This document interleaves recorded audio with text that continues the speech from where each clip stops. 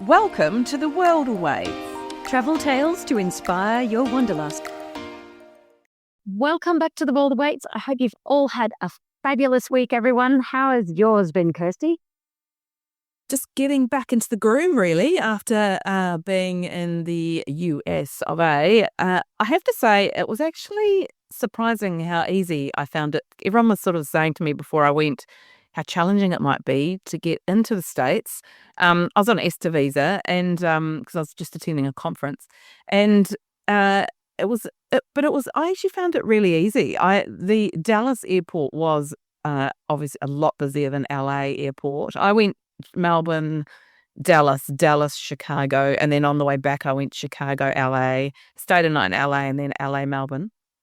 And Dallas Airport, wow, that was an experience. There's this Sky bus to get to your terminal, and each terminal is like a Melbourne Airport terminal. Each where you go into your little to your gate. Each gate is like a separate terminal. It's incredible, and you get on the Sky bus and the Sky Rail, and the Sky Rail is like a roller coaster. It just goes around.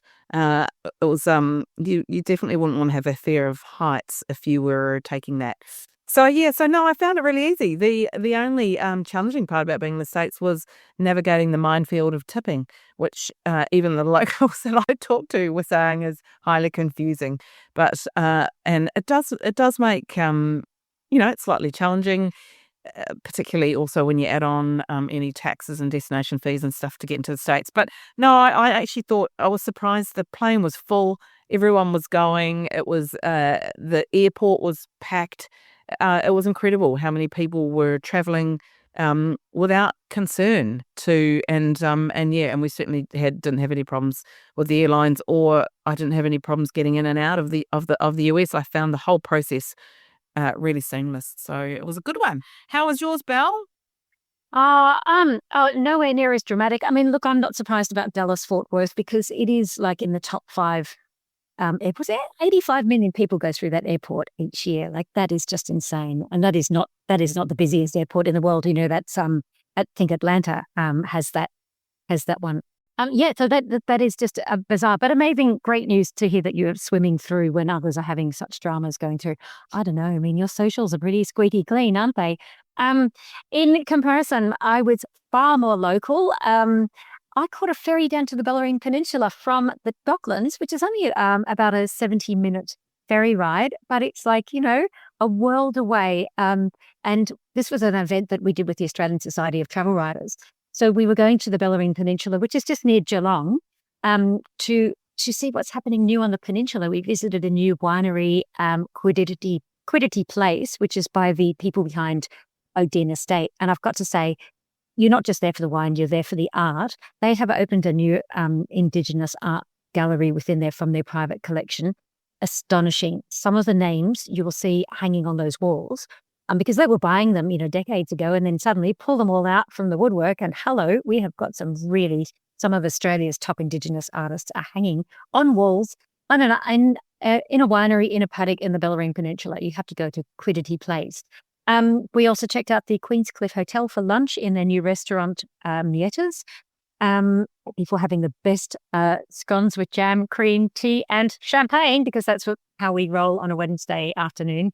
In the Royal Hotel, which has also been revamped as well. So we've got 2 Victorian queens sitting side by side in this gorgeous seaside town, just an hour from the city. So I'm going to stay down in the Queenscliff Hotel to review it for the Explore section of the Canberra Times, Newcastle Herald, etc. In the coming week. So I will follow up on that one. So that's 2 different worlds, isn't it? You're in Chicago. I'm in Queenscliff. It's all great. It's all travel, right? Well, I've been back for a while, but yes, it was an interesting experience traveling through and with no problems at all. So anyway, this week our hot take is about what to wear when you travel. You can learn from our mistakes, and we're also going to give you some tips on what to wear with the ever confusing cruise or when you're traveling in the tropics. Oh, so good. Because I've got to say, off mic, we are always talking about fashion, what we're wearing to an event. Yes, like the time we went matchy in sequins for the opening of one hotel in Docklands. And we have a photograph to prove it. I know. That was so funny. That was your idea. I was like, do you want to go matchy-matchy? And you were like, yeah, let's we all get our sequins out. We also, we talk about what we're packing for trips as well, whether it's a city stay, whether you're traveling in conservative countries, is it monsoon season? Are we on a cruise? And while we've got some great tips born from hard experience, I'm the first to admit we don't always get it right. Okay, maybe that's just me. I don't know whether you have absolute fails in your back pocket, Kirstie. I'm gonna try to pull them out from you. But I mean, look, I've made some shocking fashion faux pas. I have done it all, and I can actually prove that bad fashion may actually endanger your life. Like that time I was going to Whistler in winter, and I bought a white ski jacket.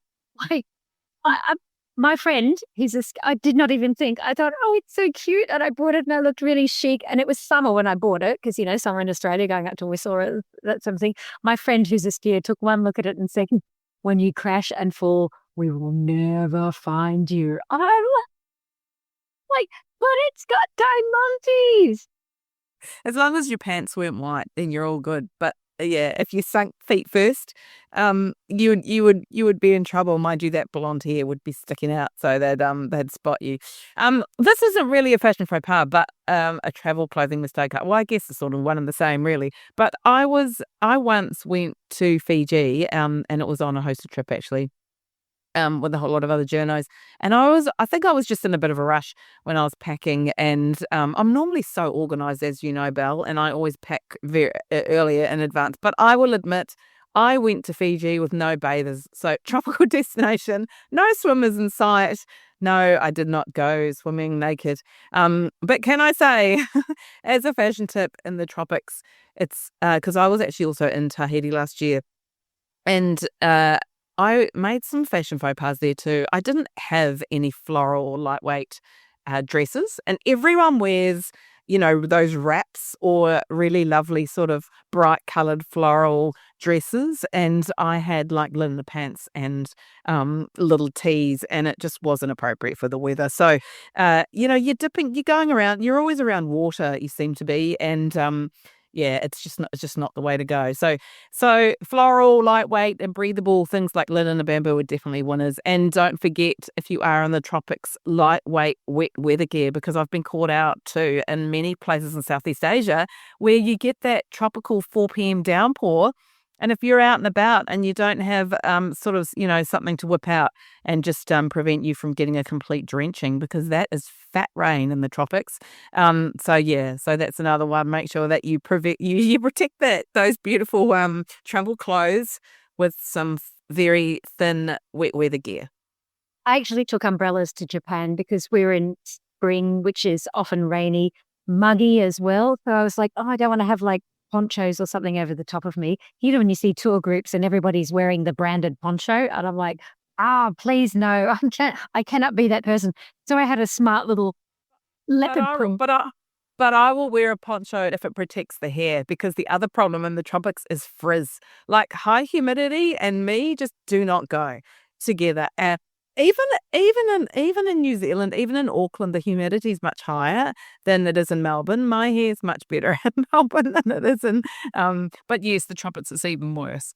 I've got to say, I have great hair in Adelaide. When I lived in Adelaide, my hair was fabulous and straight because it is so dry. And I think that's why I like the Middle East a lot. It's like because you're just flouncing around the desert with fabulous hair. Quite good. But I think that the slick back, like the Asia, I am shocking in Asia because I get sunburnt or I just go red from the heat. I've got frizzy hair. I'm not a hot look. So tight back hair, slick back hair is a winner on that one. Yeah, but I took brollies in Japan because it was so bad. Can I at one point though about swimmers in Fiji? I've actually done, like, when you've gone out onto the islands and stuff like that. A lot of women are very conservative. I did an interview with a woman who was like the head of the local tourism board, and I'd been swimming, and she came out and joined me. We did the interview, the chat in the water, we were swimming together. She just swam in a full length floral dress. because they don't wear swimmers. Like, yeah. So she's just bobbing beside me, giving me the stats of the visitation of the Lau Islands. So you would have been totally fine just to do as the locals do. And, you didn't have to get your hot little bikini out, Kirstie. Maybe 10 years ago. I do, but Rubbish. Anybody that sees you on your Instagram knows, like, yeah, you're totally bikini girl. I'm going to fess up to another fashion faux pas, and that is going on safari. I didn't do it this time, but in the past. So the rule is do not wear red. And I actually had a long conversation about what color animals see with my guide, Imelda, when I was in Sabi Sabi in South Africa recently. She's basically got degrees on this whole sort of thing. And Sabi Sabi sends out advice. They send out a dress code before you stay there. On how to dress so that you're comfortable, because you've got early mornings in open top vehicles when it can be a bit chilly. But the minute that sun comes up and you're sucking back the coffee, the pre-dawn coffee loaded with Kahlua, right? Because pre-breakfast drinking is totally acceptable in South Africa. It can be a bit chilly, and then the sun comes up and then you're absolutely boiling. But they say, do not wear red or neon. Absolute no. So don't worry about warm clothing because the Kahlua is going to warm you up, but don't wear red. So no bright colours out in the bush. Because basically it says eat me. And when we were in South Sri Lanka, actually on safari, I just went sort of the khaki route. I also was confused and didn't really know what to wear. But anyway, I sort of thought blend in. That was my motto. So probably not best if you happen to get lost in the landscape, though. It's a bit like the ski white jacket, right? Oh, look, yes, we've all made the mistakes in the first time. So Starby said, like, this is not my first safari by this point. So I was looking at this woman in one group who wore these flamingo bright colors on every drive. And she stood out like a beacon, like this 6 people sitting in the open top thing. And she was just sitting in like a big snack, like a big, delicious, bright red. The days she wasn't wearing bright red, she was wearing hot pink. Like, I'm talking not just a hot pink top, but matching hat, matching trousers. She was like just... Did she do it for the photos, do you think? She just wanted to look fantastic, and she looked great, but she just looks so freaking edible, and that catches the animal's eye because, the whole point is you're supposed to blend in. That's why you don't stand up when you're in those things, and you definitely don't jump out as well. But look, I have walked in her shoes because I was quite a few years ago on a puma trekking trip in Patagonia in southern Chile. And we were going in midwinter. The Torres del Paine National Park is super busy in summer with hikers and stuff like that. So I was doing a story about traveling in the off season. The reason why it's off season, it was freezing, sub-zero temperatures every morning. So I bought my warmest jacket, which was an extreme puffer jacket that I had bought in Sweden the year before, so I could sail down the Norwegian coast on the Hurtigruten Coastal Express ship. It was so warm. It was so toasty. The pumas could see me from a mile off. And when he saw me in my jacket, my guide's eyes rolled so far back into his own head. He saw his own brain. Yeah, safari companies definitely recommend those muted colours. Tan, beige, green, and that old jungle fallback khaki. So if you are going on safari, that's our tip for you. That you don't have to look like a big game explorer or a jungle commando in your camouflage, but yes, do make the effort to mute yourself down. Absolutely. Now, look, I'm going to ask you a very serious trans-seasonal fashion question. Ready for this one, Kirstie? Zip-off trousers. Yes or no? For me, an absolute no. But I don't do zip off anything. But I have to say, my teens have had them. Although then you find these half leg of pants all over the place. So they unzip them, and then you've got you find this piece of material lying around. You're like, what the hell is this with a zip around the top? And so then they just lose them, or that you have this half leg of cotton just lying around that you don't know what to do with. So it just defeats the entire purpose of having zip off pants. I had never thought about that, actually. I mean, I know that, some fashionistas absolutely hate them. I get they're very practical. You get hot, you whip off the bottoms. I mean, my problem is that when they're shorts, they're so ugly. Like they're just so ugly because they're always too long and they're never finished well. I mean, if you're going to have shorts, have nice shorts. Now, I don't know. Do you even wear shorts, Kirstie? I don't think I've ever seen. I have never seen you in a pair of shorts. Look, I'm not a huge fan of shorts, although I do have some nice linen shorts that I wear, but you know, but they aren't. I don't wear short. I don't do short shorts at all. So I do longer shorts occasionally. But not really. I'm not a fan of shorts. I just think that it's really hard to find. I mean, linen works, but apart from that, I haven't really found any shorts that I particularly liked. And also when you're traveling, it's problematic. Like if you're the only time I would wear short pants would be if I'm exercising, right? So why am I going to be wearing short pants unless and if you're hiking, then you need longer pants because for sun exposure and rocks and ticks and bugs and stuff and snakes and whatever else you're worried about. So so I wear longer pants when we hike or gym wear. So yeah, so no need for shorts. Yeah, right. Okay. Look, I bought some linen shorts, as in short shorts recently. They are fabulous and I get complimented on them all the time. And they are super cheap because here is my one takeaway that you should pick up from this. And that is Kmart linen. It's crazy. It's lightweight. It has a classic palette with black, white, soft beige, and quite a lovely sage. I'm actually wearing a pair now. They're almost like a camel color. See how cool they are? If you're not doing video here, I've just stuck my leg up into the camera so that Kirstie can see it. I have got shorts, trousers. I've got some singlets, like linen singlets that aren't cut too low in the neck because sun damage and also modesty. If you haven't raided Kmart for these, do, because you can throw them in your bag. You pull them out unironed and bingo, instant travel influencer. I cannot rave about them enough. And if you don't have a Kmart or you won't wear the brand, look, there's plenty more expensive options in shops at the moment because linen is having an absolute moment. And that really forms a solid part of my travel wardrobe. And who cares about the brand? I mean, linen's linen. So, I mean, what is it? Does it really matter about the brand? I mean, I think this is the thing. Find some great pieces to travel with that are easy to pack and like that, like your linen shorts, Belle, and then you just top it with a really nice top, and away you go. No one knows you're in Kmart pants. As well as safari, one of the minefields of travel clothes is cruise, and I'm sure that what to wear on a cruise must be one of the most searched options in Google. Oh my God, I did that so many times before I went on my cruise. I was like, what do you wear on a cruise? So I've been on a few now, and so I have actually now got a bit more knowledge about what to wear on the cruises, but you do actually need multiple different outfits. So obviously, if you're doing excursions, that's obvious what you need. Hiking, layers, like we talked earlier, longer, lightweight pants. If you're on an expedition cruise, obviously that's different. You might need layers if you're in the polar regions. But then the thing is, you always, regardless of the cruise, you do need nice evening clothing. So you need something not lovely to wear at night. So just like if you were going out to a really nice restaurant at home. So think of formal dinners. During the day, I mean, obviously just think about the weather.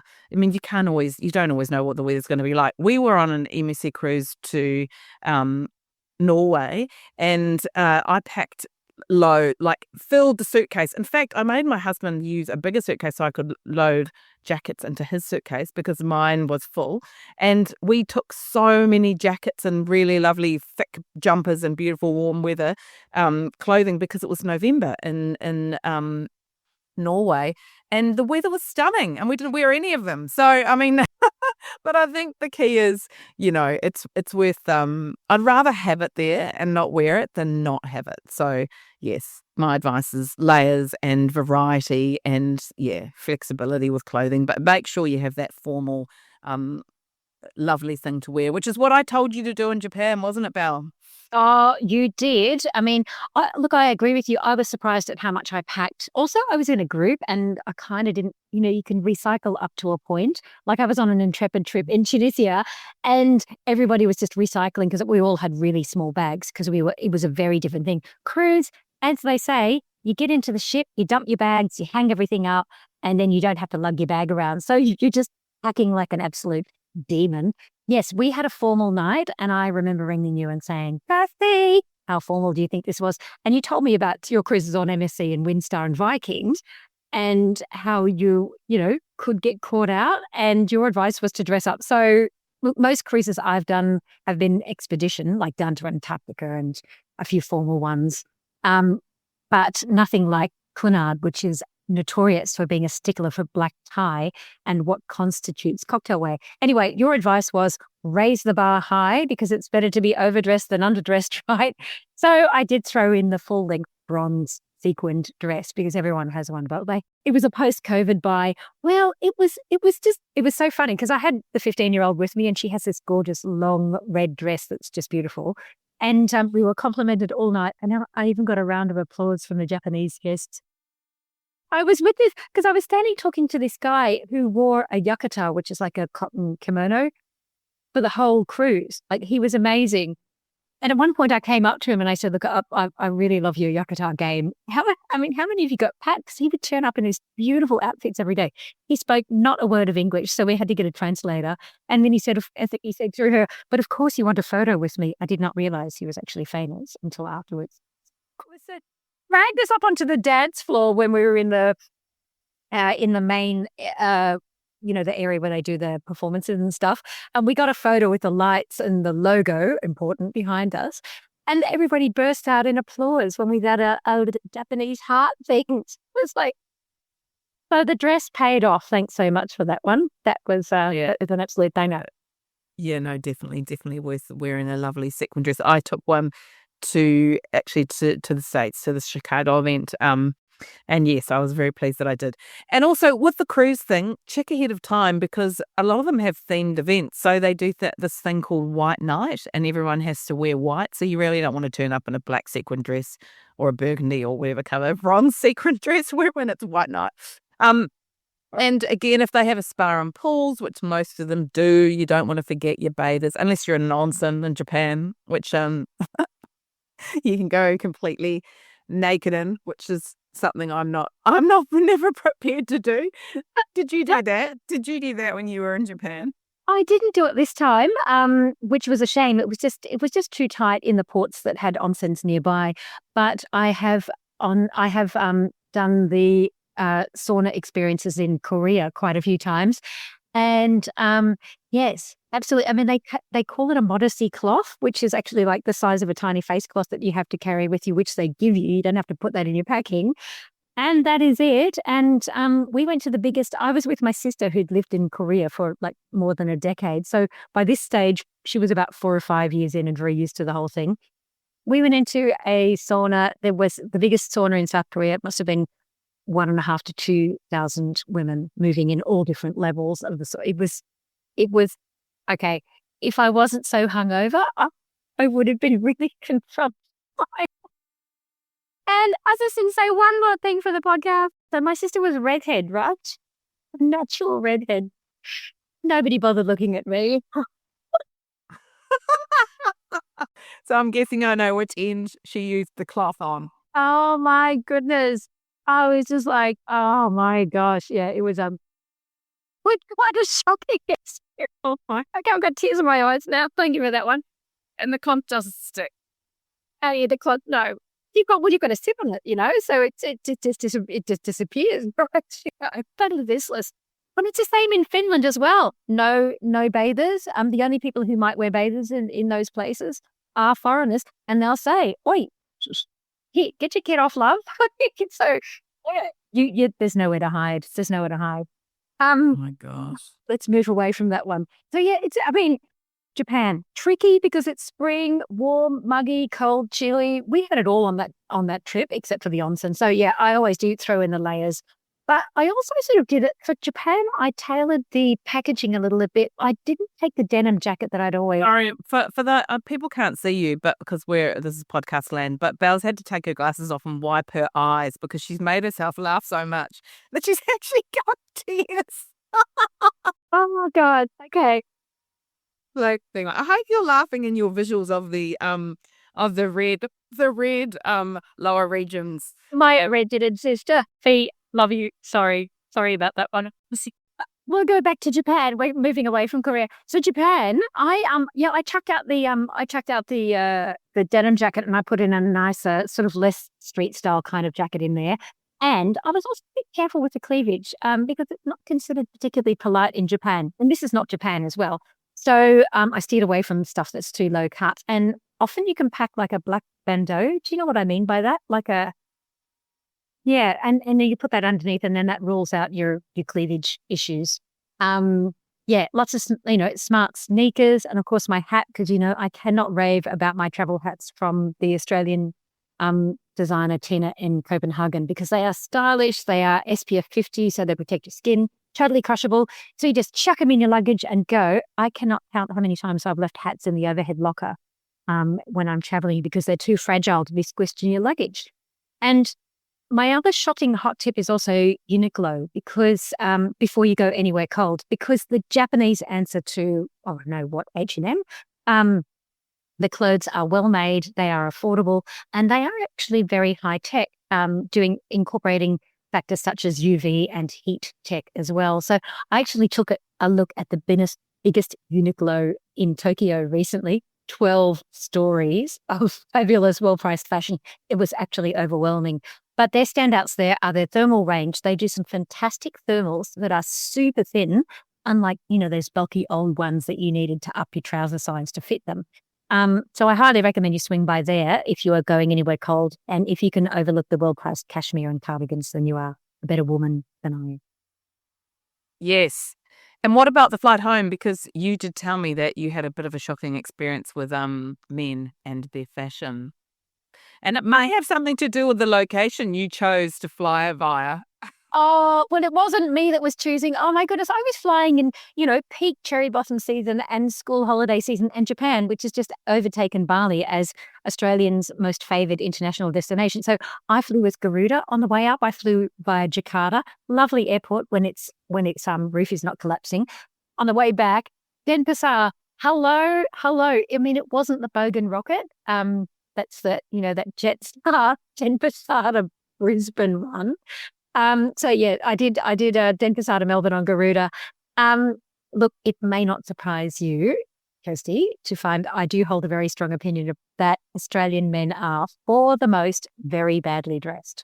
I don't know whether you agree with this one or not, but to the men of Australia, I say to you, wearing a Billabong t-shirt and matching Billabong shorts does not a well-dressed man make. And look, I think the next generation is starting to buck that trend. But I hold fast to the opinion that most men 40 and above are fairly challenged in the dress stakes, unlike, say, Middle Eastern men, full disclaimer, I married one, or, like those suave, savvy, sartorialists, Italian men. Well, we have a couple of men listeners actually who I'm thinking of, Peter Hook and Kevin Maloney, who are very well dressed men of this age bracket, Australian men that you mentioned. So I have to say that yes, I think we definitely have some we definitely know some Australian men who do dress well, and look, my husband's not too bad. Maybe it's because he's a Kiwi, but yeah.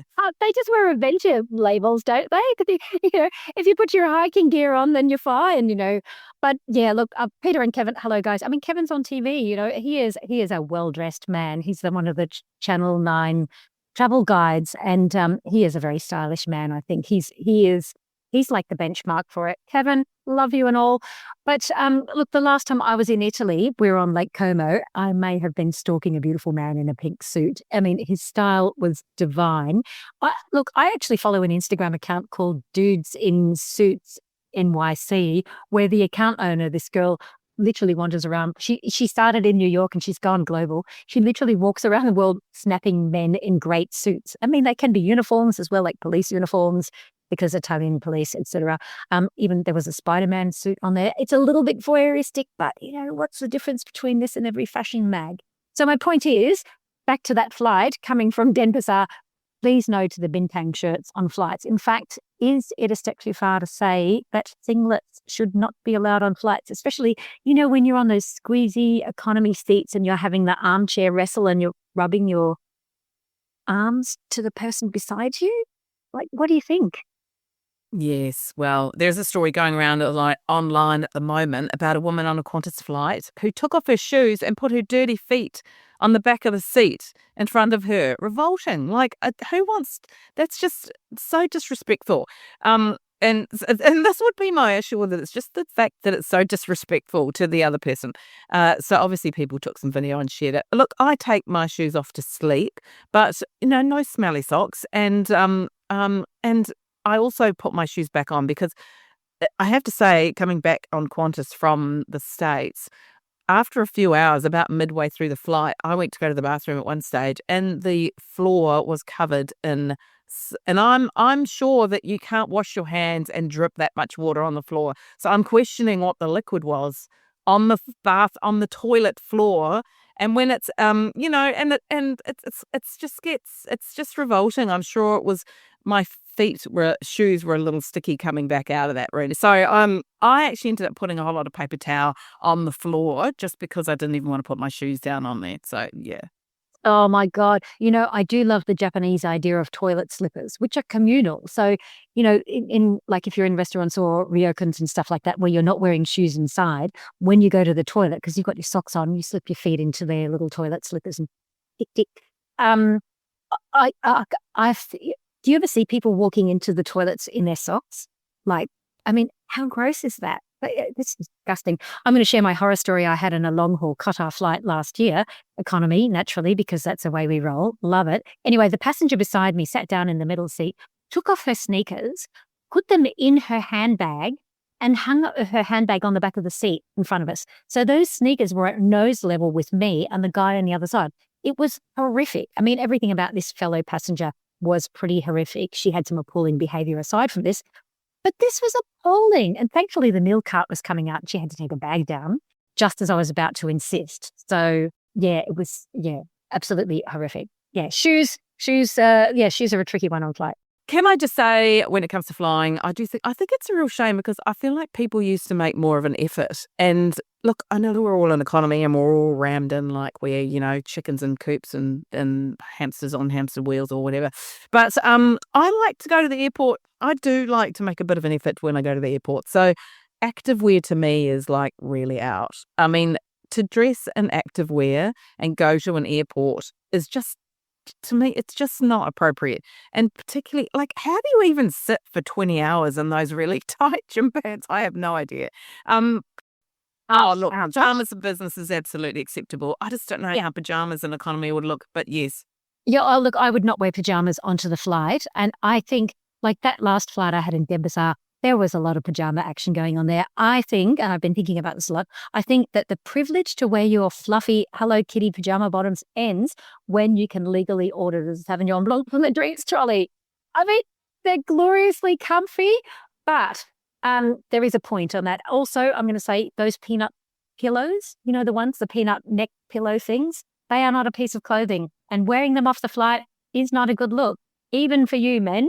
So I'm just laying down the laws here hard and fast.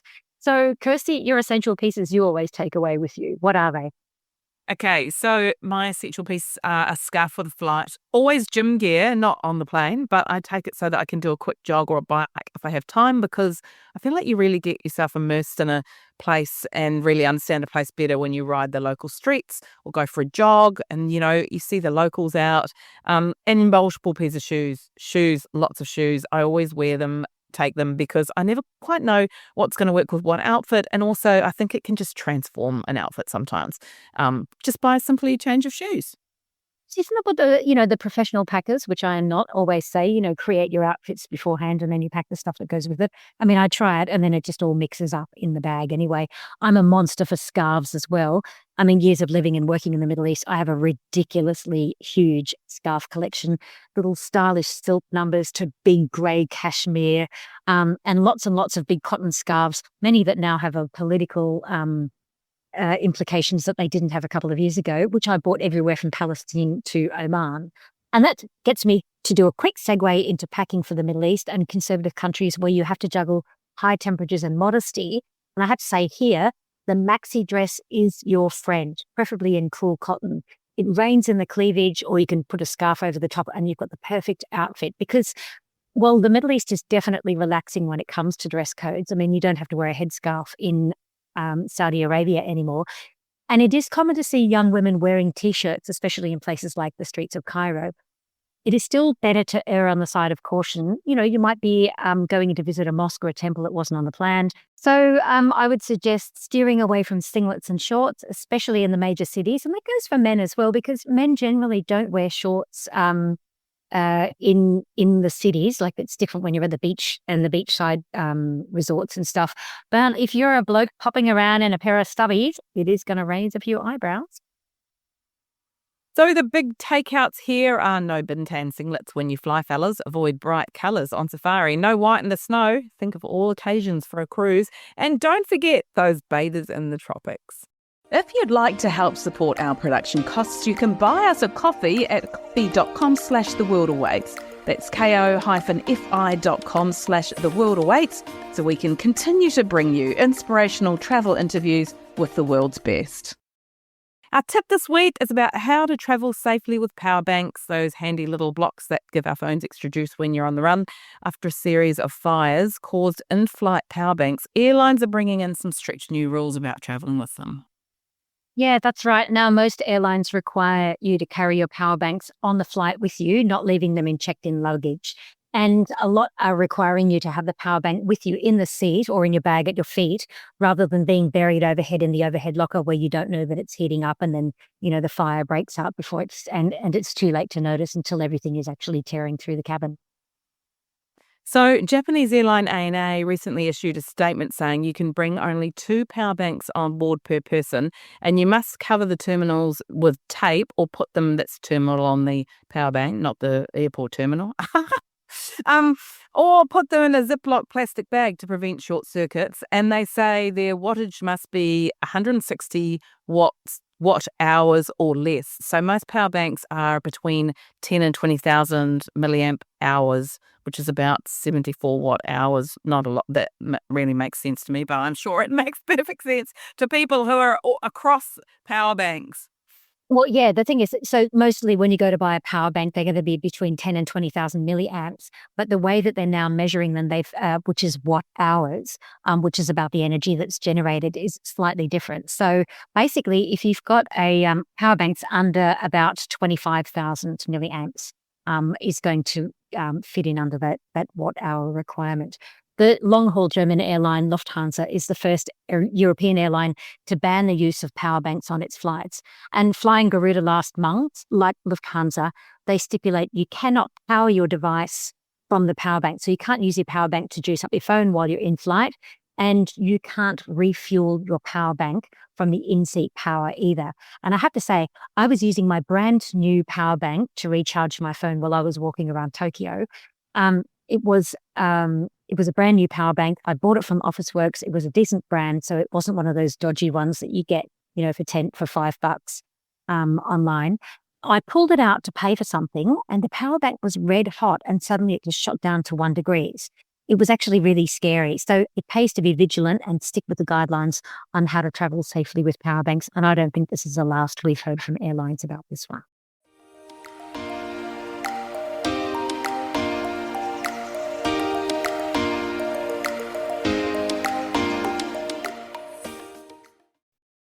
Next week, I'm bringing you a touching interview with Silva McLeod, the first Tongan woman to become an airline pilot. She wrote about her incredible journey from island girl to airline pilot in a memoir of the same name.